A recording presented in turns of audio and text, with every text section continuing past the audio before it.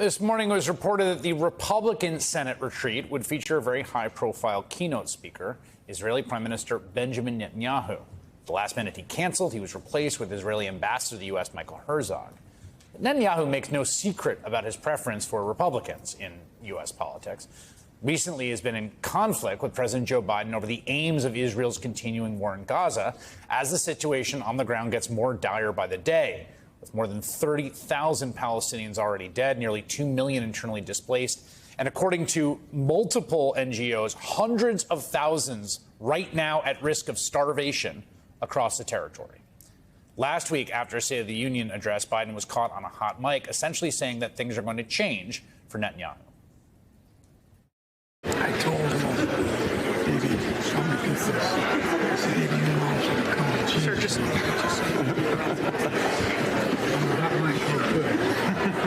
that was good. Don't repeat this. I'm on a hot mic. Much of that frustration centers around calls for a ceasefire, the desire to prevent an Israeli incursion into the city of Rafah. That's sort of the last place where people have sought refuge. There's 1.4 million Palestinians now there in tents, like you see. So just days later, after the State of the Union, Netanyahu insisted that that offensive, which the Biden administration opposes, will go forward.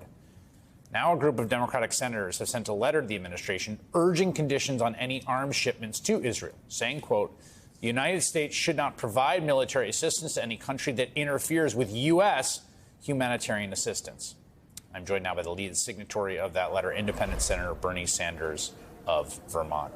Senator, what is your aim here with this letter? Chris, my aim is to make it clear that Israel is breaking the law. This is not debatable. Section 6201 of the Foreign Assistance Act, makes it clear that any country that interferes with the provision of U.S. humanitarian aid will not get funding from the United States of America. And that's clearly what Israel is doing. What is going on, as you've just indicated, and I hope everybody understands it, is unprecedented. It is unspeakable. And it's not just tens of thousands of people have been killed and wounded. At this moment, Chris, as we speak, hundreds of thousands of children are facing starvation. And the reason for that is that Netanyahu's right-wing government is blocking the borders and preventing the massive amount of aid that needs to get through from getting through. And people are dying as a result. That is in violation of American law. We should stop funding Netanyahu's war machine. I should say here that the Israeli government, and particularly the unity government that is running the war since the attack by Hamas on October 7th, they say they're not blocking aid. They say that they're blocking dual-use goods, that they're letting aid through, that it's the fault of the aid groups or the U.S. or others. You do not seem swayed by that contention. No, not at all. Everybody knows what's going on. Several senators, Senator Van Hollen, Senator Merkley, were there at the border. What they're doing is doing these checks, which take hours and hours and hours, and slowing up the ability of trucks to get through. Everybody knows that that's the case. And that's got to change. We cannot, as a nation, be complicit in the starvation of human beings and of children.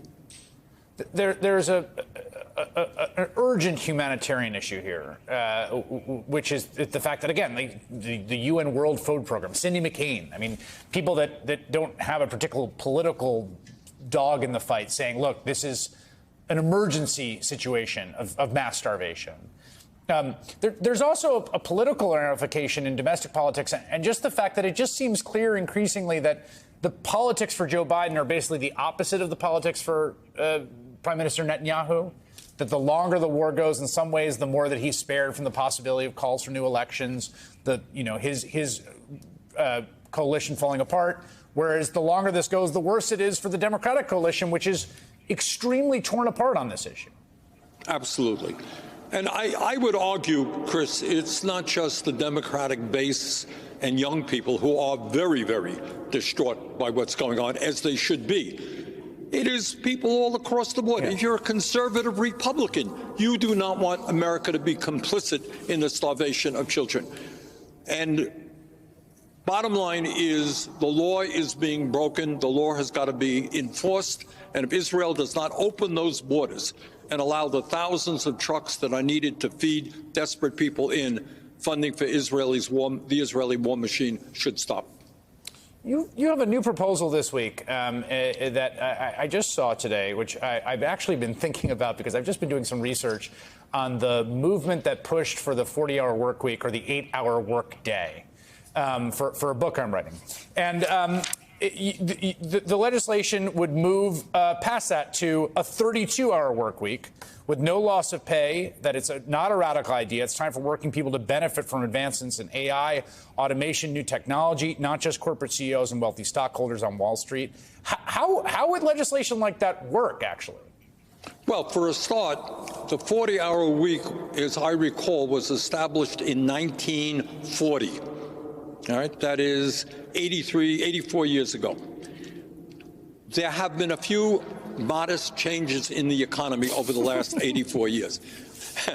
And what's gone on is workers today are far more productive. I mean, think about all of the technology and equipment that's out there today.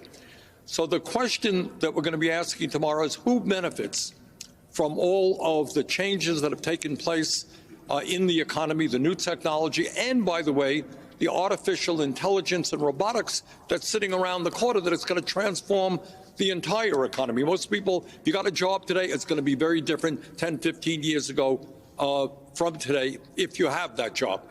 So what we are saying is with all of this new technology and an increase in worker productivity, workers should benefit from these changes, not just large corporations and the stockholders.